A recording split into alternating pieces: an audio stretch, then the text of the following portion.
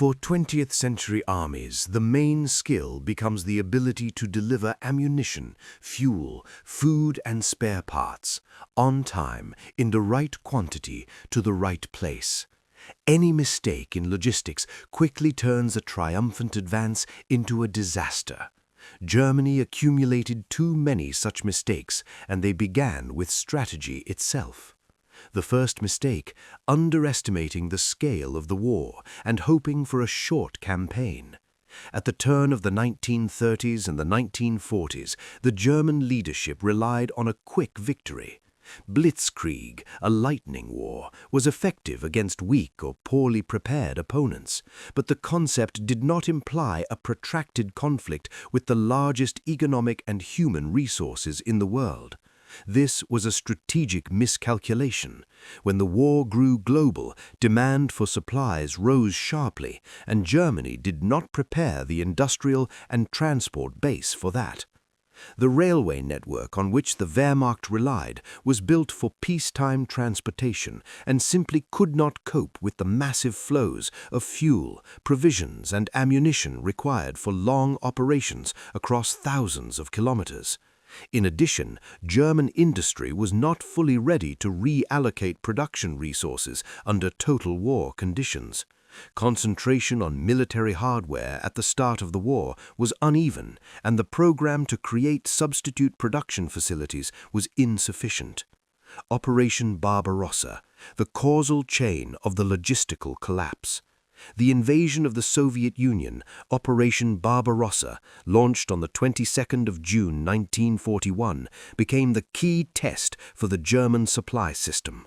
At first, the offensive moved quickly, the front advancing hundreds of kilometers inland, but the farther the supply units retreated from the echeloned railway lines in the rear, the more vulnerable the columns carrying fuel and ammunition became. A classic logistical problem appeared immediately. Soviet territory used a different railway gauge. The track width differed from the European standard, and the armies had to either re-gauge the tracks, transship equipment and cargo, or use locomotives and wagons captured on the spot. All these operations slowed movement. Transshipment took days and weeks. German armored groups racing to their objectives were left without fuel.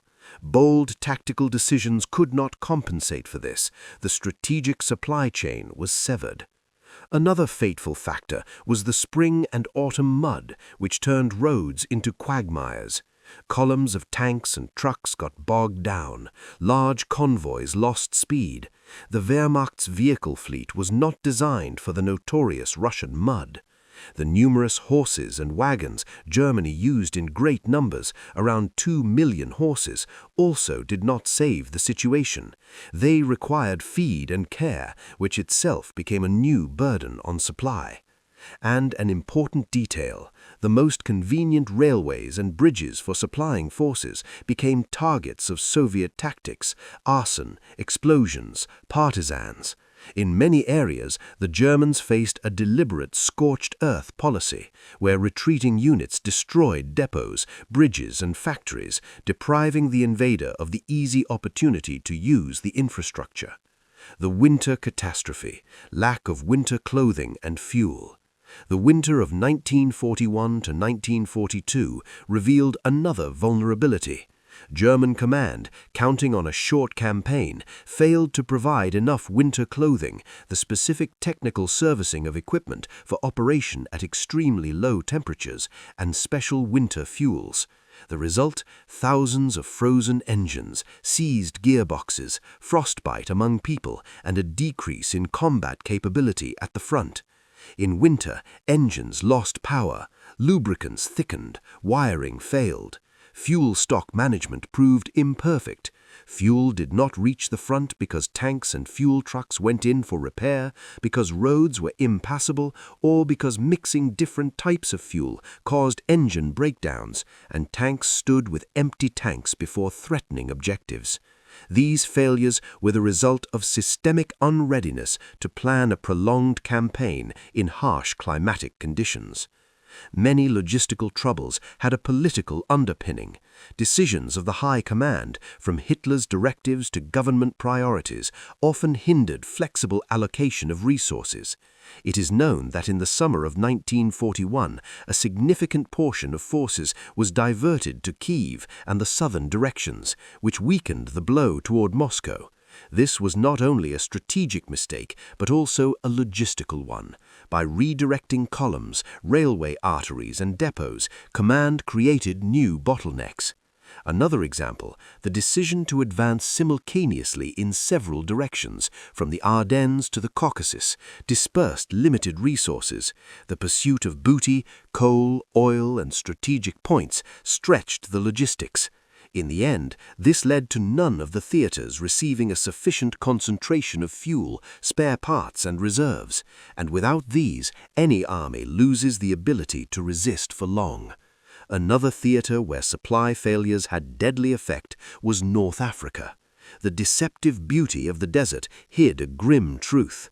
All successes required a stable line of supply across the Mediterranean Sea. Rommel became famed as a brilliant field commander, but his successes were often the result of operational flashes that could not be reliably sustained materially. The main problem was the thin supply line from Italy across a sea vulnerable to the British Navy and later to Allied air forces and submarines.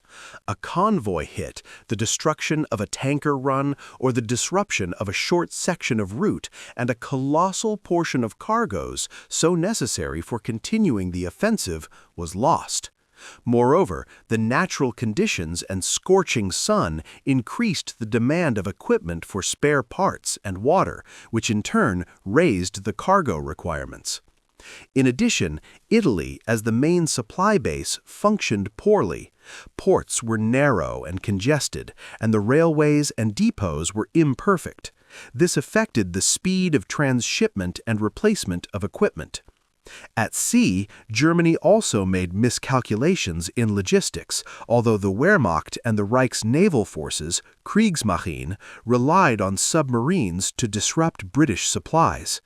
Initial successes off the English coast and in the Atlantic raised panic in Britain, but as the war progressed, Allied convoys, radar, escort air groups, and code-breaking, Ultra, significantly reduced the effectiveness of the wolf packs. Importantly, Britain's logistical resilience, and later that of the United States, was based on a large industrial base, protected convoys, and a willingness to absorb shipping losses. German submarine warfare could not finally sever cargo flows, and in the end, Germany itself became vulnerable.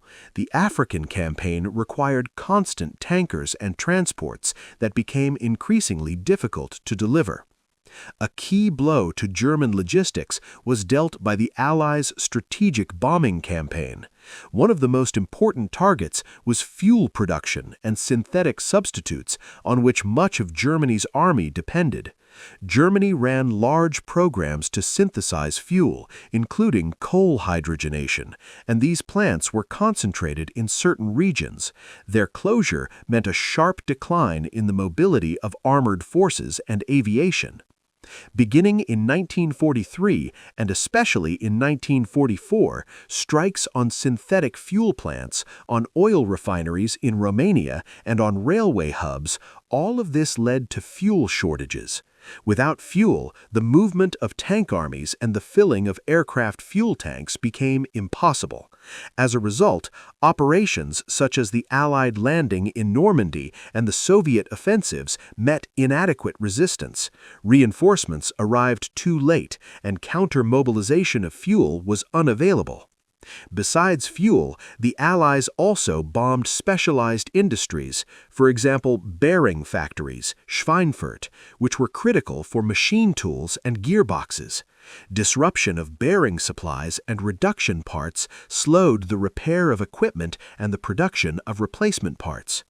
When it became clear that factories in the west and center of the country were vulnerable, the German government tried to restructure production and move factories to safer areas, including occupied eastern territories. But this was slow and costly. Moving production lines required much: skilled workers, complex equipment, and logistics over thousands of kilometers. The Soviets at the same time carried out massive relocation of industry eastward to industrial regions beyond the Urals and managed to preserve the main part of their defense potential. For Germany, the relocation of production was partially successful, but too late and not on a scale sufficient to compensate for the bombings and material losses. The quantity and quality of fighters and specialists, another logistical category.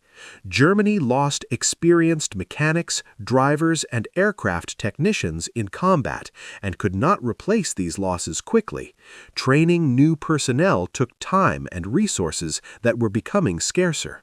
There was a shortage of qualified staff to repair power units, to service complex armored vehicles, to repair aircraft at distant airfields.